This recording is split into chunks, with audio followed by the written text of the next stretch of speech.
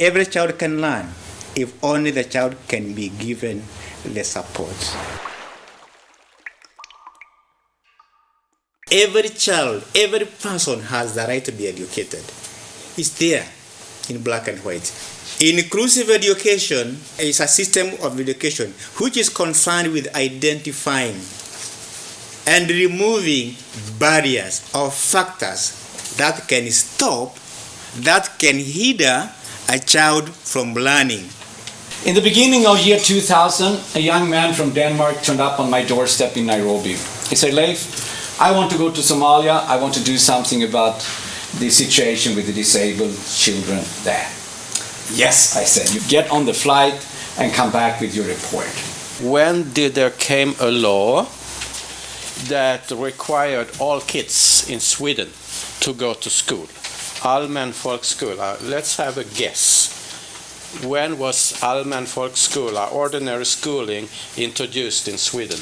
He came back with a report and said things are not that good up there, but we would like to do something. Can we join hands? The right answer is 1842. So IS Denmark and IS Sweden, they joined together in a project for mentally handicapped children in particular in Somaliland. And time passed by. We come to 1944. Children with mental challenges that had a chance, that could learn something.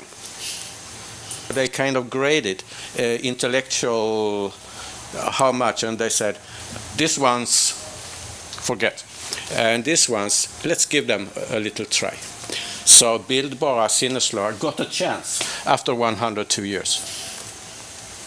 These are so-called the people we call ourselves the normal ones. Then the others who must be excluded just because they have they are facing barriers. They have disability. They cannot see. They cannot hear. They are not within the system. They are excluded from the society. They are just hidden there.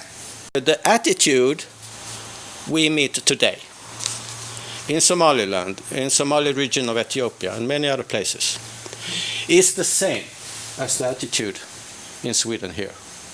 In the houses we found the young children, age of 3, 4, 5, 6, 7 years old, chained to the pole.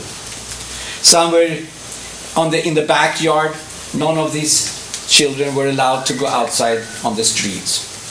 The parents, they kept them safely there. The parents didn't know actually what to do with them. That attitude that was in Sweden here, we encounter today. Here, nobody accepted that they can learn. Here they did, but say they cannot learn together with the others.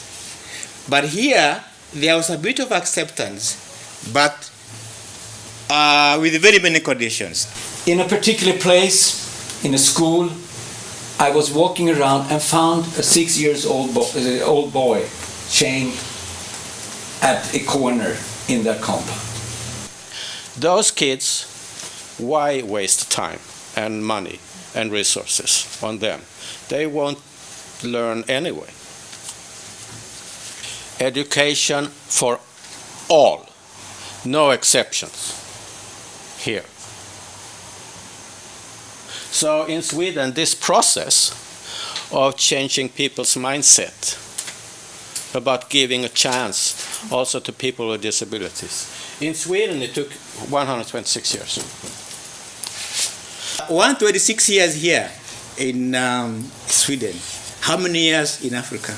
In Africa, in most cases, although African governments, 99% have endorsed international conventions, they are still here. A few are here. Yeah. And even some communities are here that the child cannot learn. I never forget in the first year or years when I saw the proud father walking with his child, nicely dressed, to the school. There's a bit of acceptance. And when it's well done, it is a bridge, it's a step towards inclusion. Let's imagine you are a donor. How long would you support IES? A child who just a few months earlier had been found in a house, chained. But now the chains were broken and the boy was walking there with his father. Inclusive education is for all children. Does all mean all or a few? This sparked off something in the whole organization.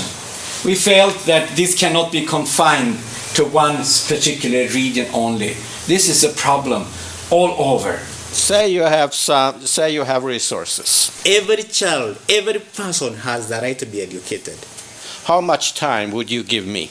Every child can learn if only the child can be given the support.